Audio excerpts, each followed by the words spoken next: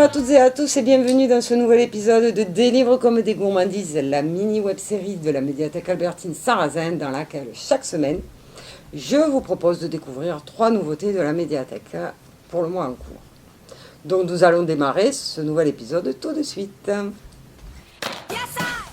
Alors on démarre avec un roman qui nous vient de Turquie, qui a été écrit par un auteur qui s'appelle Ahmet Altan, qui est paru chez Actes Sud en 2021 et qui s'appelle Madame Hayat. Donc Madame Hayat est un roman qui a été écrit pendant une période de prison, pendant des années d'incarcération politique. Donc l'auteur a été libéré récemment, l'année dernière, et tout au long, ce roman est un chant pour la liberté, en faveur de la liberté, un chant d'autant plus fort qu'au moment où il l'a écrit, il était incarcéré. Donc Madame Hayat, en fait, c'est l'histoire d'abord de Fazil, un jeune homme qui vivait de manière assez aisée, mais dont le père meurt ruiné, et qui donc se retrouve face à la précarité.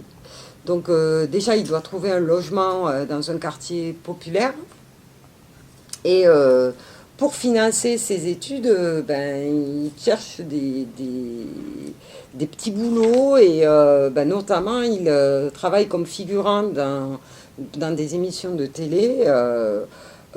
Par exemple, il fait partie des gens du public qui applaudissent pendant les émissions.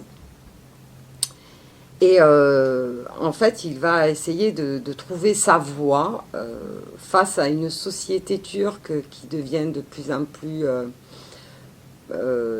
compliquée, avec une atmosphère de plus en plus lourde, où on a une pression constante de la violence et de l'arbitraire religieux.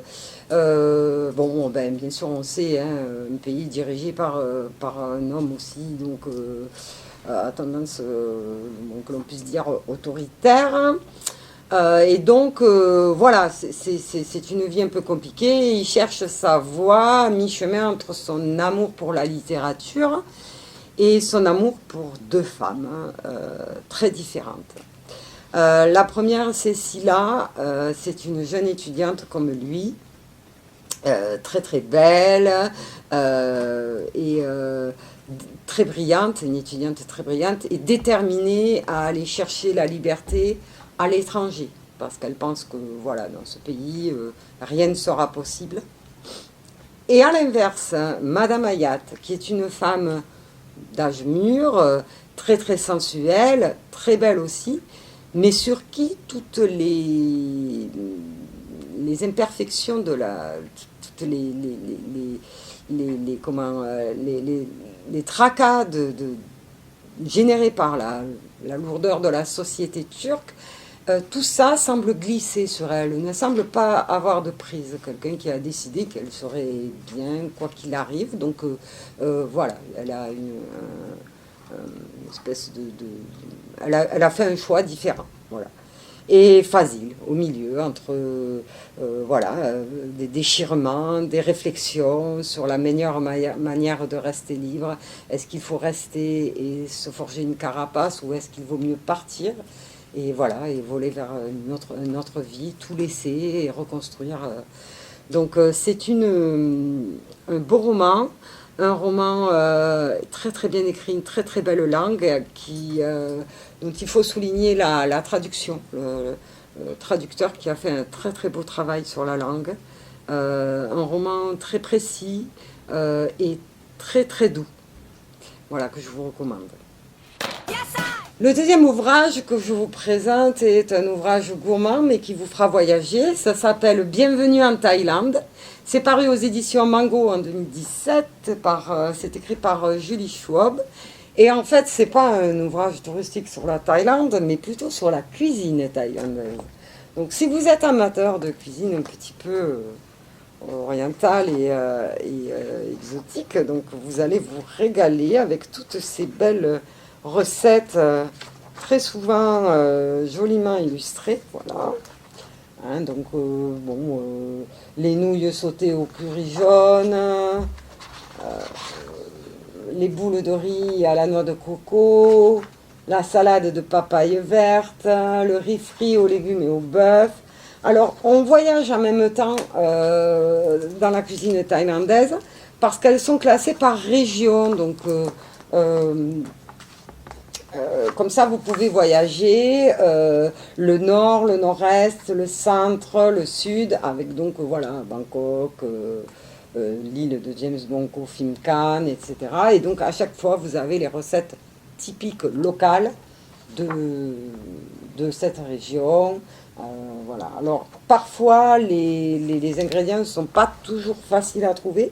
Mais bon, c'est vrai que maintenant, on a quand même des épiceries spécialisées assez accessibles un peu partout. Donc, bon, on arrive quand même à trouver ce qu'il faut pour réaliser ces bonnes recettes.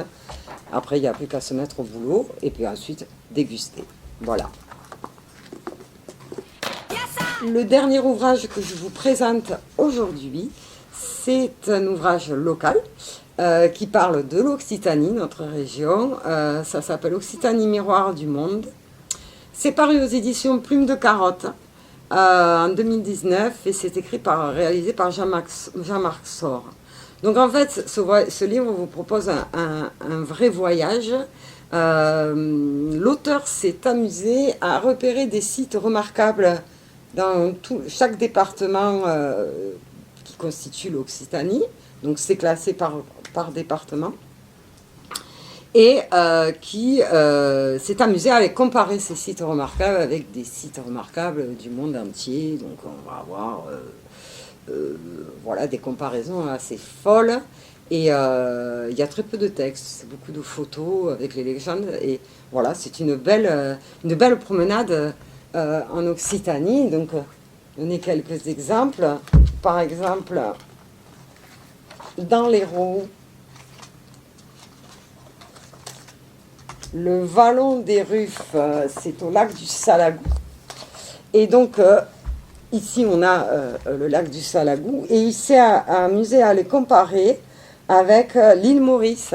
Et c'est vrai que quand on regarde les photos, on voit de suite pourquoi les similitudes.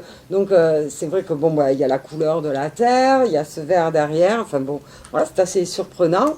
Dans l'Aude, pas très loin d'ici, vers la Clappe, le gouffre de l'Œil Doux. Si vous l'avez pas visité, c'est un très très bel endroit, une très jolie randonnée à faire.